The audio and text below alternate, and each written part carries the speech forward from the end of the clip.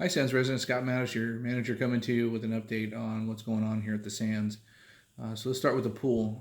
It's there for your enjoyment now. We did have a little bit of a hiccup with the winds. We had some stuff stuck in the skimmers, which caused an air bubble, and the air bubble caused the heater in the pump to shut down as a safe fail.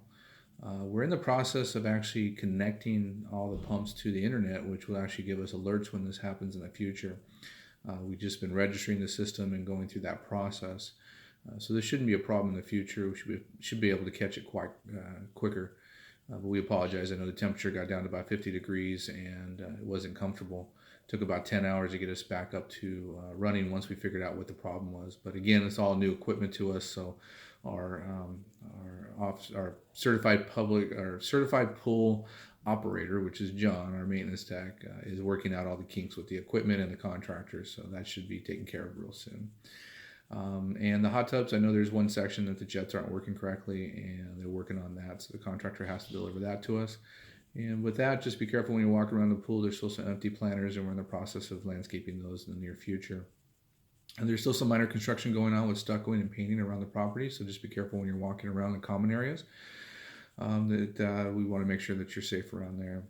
Let's talk about the game room a little bit. We've had pool balls stolen, we've had pool cues stolen, we've had people come in there and not take care of the equipment correctly. So if you have any questions about how to utilize the tables, chairs, anything like that, we're more than welcome to walk you through and help you with that. We are going to put two cameras in that room so we can find out who's stealing the minor things, but it's just disheartening to see people go in there and just take things. And we have no way of knowing who's done this, so we don't know if someone from the outside's coming in or someone from the inside's doing it. But with the cameras in there in the near future, we'll hopefully be able to identify that person. The back gate, you all asked in your survey for a exit gate, pedestrian gate on the back gate in the survey. So we actually put that in when we redid the back gates there. The code's the same as the entrance code and the code to the pools. So whatever the code is for that month, it'll be changed to that code. And if you have any questions on how to utilize that new code box, please let us know. We'll be happy to walk you through. If you punch in the code and it doesn't seem to work, please press C for clear, and that should reset the system and you should be able to utilize it. There's been some questions from the Resident Advisory Committee with some suggestions from the suggestion box and some questions from the committee to me about dog washing. Dog washing is not allowed in the shower house. So please, if you're going to wash your animal, please do it at your site. We do have an extra hose that will be put into dog park number one and a dog washing station in the near future. But for right now, we ask that you do this at your site. You are to clean up after your pets. Your pets are not to use the islands. All this is outlined in the pet policy, and we do have to enforce this as we are a pet-friendly community, but it is not a community where you can use your dog. Your dog can use the facilities anywhere they choose to. There are 3 dog parks. You have your own site, and we know that you like to walk your dog, and sometimes they've got to use the restroom wherever they're at. We understand that. Please clean up after them. But on a regular basis, the islands are not a dog park, so we ask that you walk them to the dog park for them to exercise and be able to use the restroom. Aggressive dogs, we've had quite a few questions about this. You might not feel that your animal is aggressive, but if you do get to a dog park and you're telling people not to have their dog in and around your dog, then it's considered aggressive, and it is not allowed in our dog parks. Our dog parks are social parks. We understand that dogs will sometimes not like each other and have a minor fight or whatever. But with that said, if it happens, it is considered aggressiveness. And if we can identify whose dog is aggressive, we will write you a 7-day notice that you must comply, meaning that you must keep your dog away from other dogs or remove the animal from the facility. We understand pets are part of your family, but we also understand the responsibility as a pet owner. And you could be liable for the repairs or surgery or whatever it takes, vet bills, whatever happens to the other animal. And this pet policy will be talked about quite a bit for the next couple of months to make sure that we're all proceeding with the proper policy. We understand the acoustics in the Oasis Hall, and I know this has been talked for a while. There's a larger project that needs to take place, but I'm not shutting the Oasis Hall down to do construction on that again during the season because we have too many events.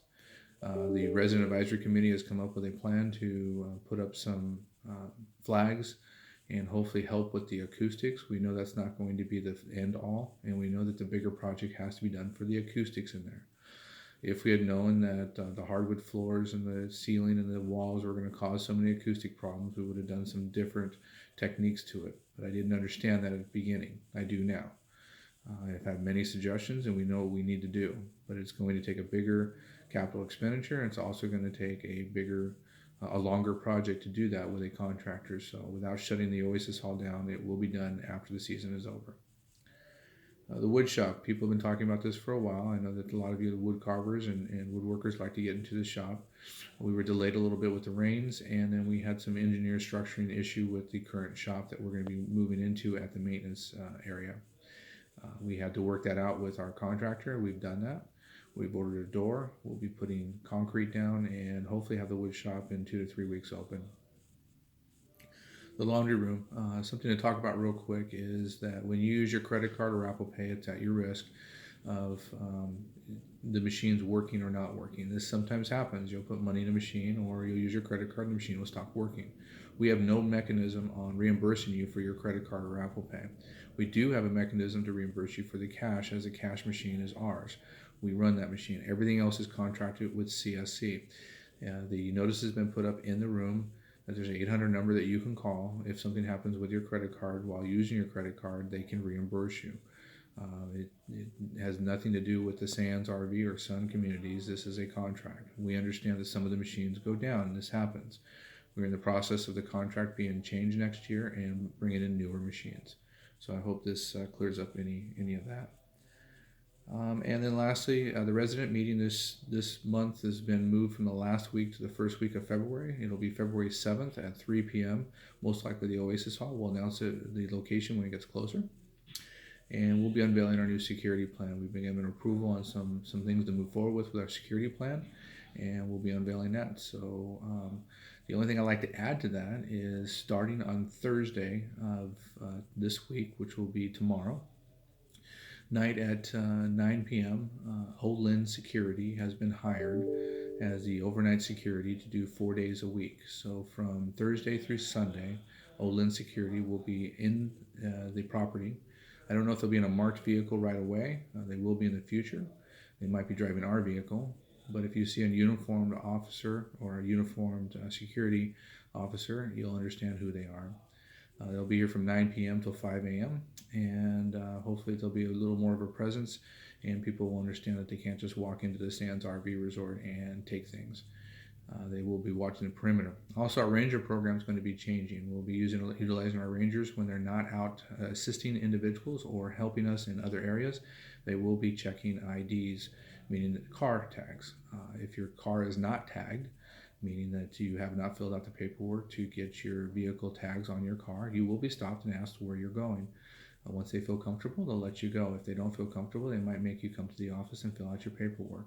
Please don't take offense to this. This is part of our security plan for the future, is to make sure that everybody is registered to be in the resort. If you're here less than 6 months, you don't get a tag for the inside of the window. You get a tag that hangs from your mirror, or it can be set on your dashboard. This is your responsibility to make sure that your vehicles are identified so that we don't have to go out and try to identify your vehicle for you. In the future, we will be towing vehicles that aren't going to be, that shouldn't be on property. But for right now, we want to make sure that everybody adheres to the vehicle policy. If there's any questions on that, we'll have more of a security plan on what we're doing in the future on the February 7th meeting, or my office is always open. Have a wonderful week. Thanks.